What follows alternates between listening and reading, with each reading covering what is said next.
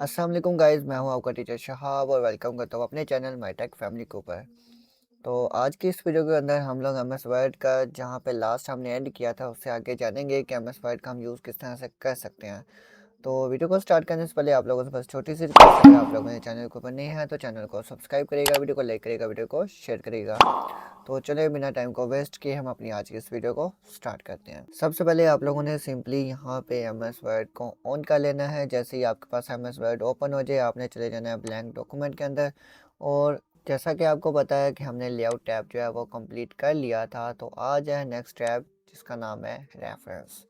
अब reference tab के अंदर चार चीज़ें करने वाली हैं, जिसमें table of content, footnote, and note, citation and caption. अब टेबल ऑफ कंटेंट की बात की जाए तो वो थोड़ा सा डिफ़िकल्ट है अंडरस्टैंड करने के लिए कि उसका यूज़ किस तरह से होता है, तो इसलिए उसको मैं किसी और टॉपिक में अकेला ही डिफ़ाइन करूँगा, यानी कि उसको हम अलहदा से सीखेंगे कि उसको हम किस तरह से यूज़ कर सकते हैं। तो आज की वीडियो को हम बड़ा भी नहीं करना चाहते कि वो उसकी लेंथ जो है वो बड़ी हो जाए, तो हम सिर्फ दो टॉपिक को कवर करेंगे, जिसके अंदर सबसे पहले हमारे पास फुट नोट, एंड नोट और देन है साइटेशन। अब फुट नोट क्या काम करता है ये जानने के लिए हमें यहाँ पे एक रैंडम पैराग्राफ लेके आना पड़ेगा, ताकि मैं आपको अच्छे से एक्सप्लेन कर सकूँ कि फुट नोट और एंड नोट क्या काम करता है।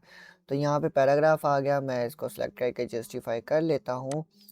अब फुट नोट क्या होता है और एंड नोट क्या होता है, दोनों का काम सेम है, डिफरेंस इनके अंदर कोई भी नहीं है। ये दोनों, आप किसी भी वर्ड को सिलेक्ट करें, उसके बारे में कुछ एक्स्ट्रा इन्फॉर्मेशन प्रोवाइड कर दें जहाँ पे ये अप्लाई होगा, तो आप जब उस वर्ड के ऊपर कर्सर रखोगे ये आपको वो इन्फॉर्मेशन जो आपने उस जगह पुट की थी जहाँ पे आपने फुट नोट लगाया होगा, वो सारी इन्फॉर्मेशन उस वर्ड के रिलेटेड आपको शो कर देगा, यानी कि एक्स्ट्रा नोट कह लें आप। अब अप्लाई करके देखते हैं।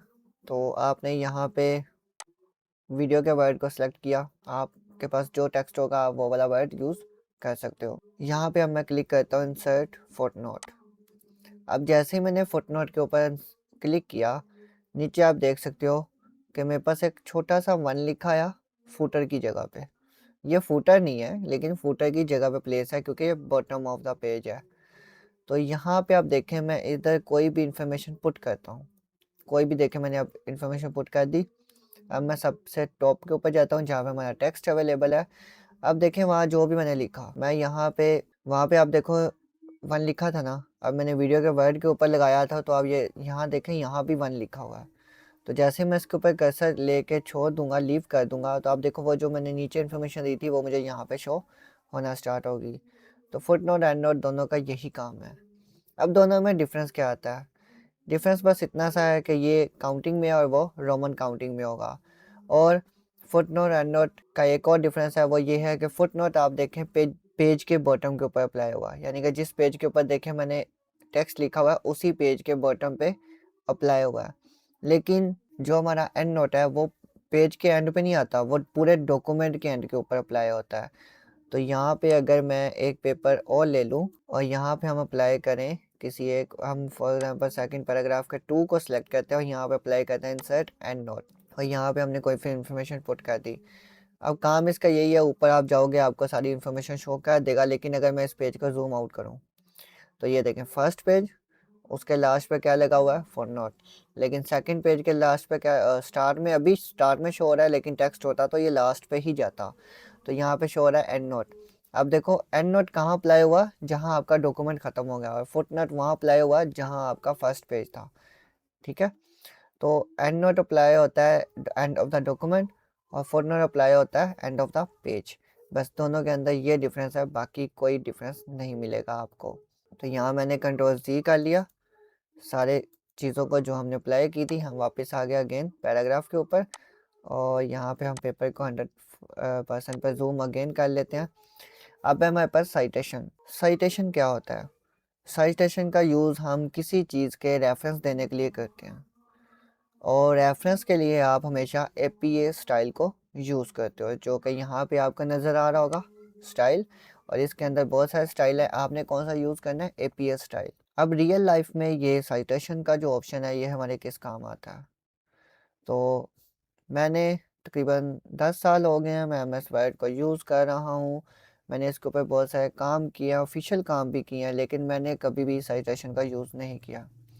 लेकिन आपकी रियल लाइफ में ये कहाँ काम आएगा, जहाँ पे आपने किसी चीज़ का रेफरेंस प्रोवाइड करना होगा। और ख़ास तौर पे ये यूज़ होता है जब आप लोग यूनिवर्सिटी के थीसिस बना रहे होते हो, तब ये यूज़ होता है। क्योंकि आपको यूनिवर्सिटी वाले एक क्राइटेरिया देते हैं कि आप इतने परसेंट जो पार्ट है असाइनमेंट का, वो आप किसी वेबसाइट किसी बुक से ले सकते हो। लेकिन जब आप वो लोगे तो आपने डॉक्यूमेंट के अंदर उसका रेफरेंस पुट करना है कि आपने किस जगह से वो पार्ट जो है कंज्यूम किया। तो उसलिए ये यूज़ होता है। अब ये अप्लाई किस तरह से होता है, फॉर एग्ज़ाम्पल ये फर्स्ट पैराग्राफ जो है मैंने इसको लिया अल्लामा इकबाल की किसी बुक से। तो अब मैंने करना क्या है, इस पैराग्राफ के लास्ट के ऊपर मैंने कर्सर रखना है। उसके बाद आपने चले जाना इंसर्ट साइटेशन के ऊपर। यहाँ पे ऑप्शन आएगी आपके पास दो, आपने प्लेस होल्डर कोई भी ऐड नहीं करना, आपने चले जाना ऐड न्यू सोर्स के ऊपर। यहाँ पे आपने क्लिक किया। मैंने आपको क्या बोला कि मैंने ये पैराग्राफ लिया है अल्लामा इकबाल की किसी बुक से, तो यहाँ पे हम सेलेक्ट करेंगे बुक। अगर आपने किसी और जगह से लिया होगा, लाइक किसी रिपोर्ट से, किसी वेबसाइट से, ये देखें वेबसाइट का ऑप्शन पे है, आपने जहाँ से लिया होगा वो चीज़ यहाँ से सिलेक्ट कर सकते हो। लैंग्वेज जो है आपने डिफ़ॉल्ट ही रखनी है। ऑथर आपको पता है बुक जो भी होती है उसका एक ऑथर होता है, तो मैं यहाँ पे वैसे ही लिख लेता हूँ अल्लामा इकबाल। उसके बाद टाइटल। अब अल्लामा इकबाल की बुक्स के बहुत सारे नाम हैं, मुझे सच्ची बोलूँ तो मुझे उनका नेम नहीं आइडिया कि कौन सी बुक है अल्लामा इकबाल की। तो यहाँ पे हम कुछ भी लिख लेते हैं, हम बुक ही लिख लेते हैं। आप जिस बुक से लोगे आप उस बुक का नाम लिखोगे यहाँ पे। अब नेक्स्ट है ईयर, यानी कि किस ईयर के अंदर वो बुक पब्लिश हुई। उसके बाद सिटी, किस सिटी से हुई। उसके बाद पब्लिशर, उसका पब्लिशर कौन है। ये सारी इन्फॉर्मेशन पुट करने के बाद आपने सिंपली क्लिक कर देना ओके के ऊपर। जैसे ही आप ओके के ऊपर क्लिक करोगे तो आप देखोगे उस पैराग्राफ के लास्ट पे एक रेफरेंस ऐड हो गया। अब जब आप रेफरेंसेस ऐड कर लोगे अपने डॉक्यूमेंट के अंदर बहुत सारे, क्योंकि मैंने तो अभी एक करके बताया, इसी तरह आप बाकी कर सकते हो। तो लास्ट में रिक्वायरमेंट क्या होती है कि आपने अपने सारे रेफरेंसेस का ना एक टेबल बनाना होता है, जिसमें पता चल जाए कि आपने अपने डॉक्यूमेंट के अंदर कितने रेफरेंस जो हैं वो अप्लाई किए हुए हैं। तो उसके लिए आपने क्या करना है, टेबल आप पेज के डॉक्यूमेंट के स्टार्ट में लगा सकते हो या लास्ट के ऊपर। तो हम यहाँ क्या करेंगे, लास्ट पे आ जाएंगे इस पेपर के, और यहाँ पे आपने बिब्लियोग्राफी के ऊपर क्लिक करना है। जैसे ही आप बिब्लियोग्राफी के ऊपर क्लिक करोगे आपने सेकंड वन ऑप्शन रेफरेंसेस, इसके ऊपर क्लिक करना है। जैसे ही आप क्लिक करोगे तो एक टेबल बन के आ गया। अब आप कहोगे ये टेबल कहाँ से लगा, ये रेफरेंस का टेबल ही है। और वैसे इसको आप ये भी कह सकते हो कि ये रेफरेंस की लिस्ट बना देता है, यानी कि सारे रेफरेंस को एक ही जगह पे इकट्ठा कर देता है।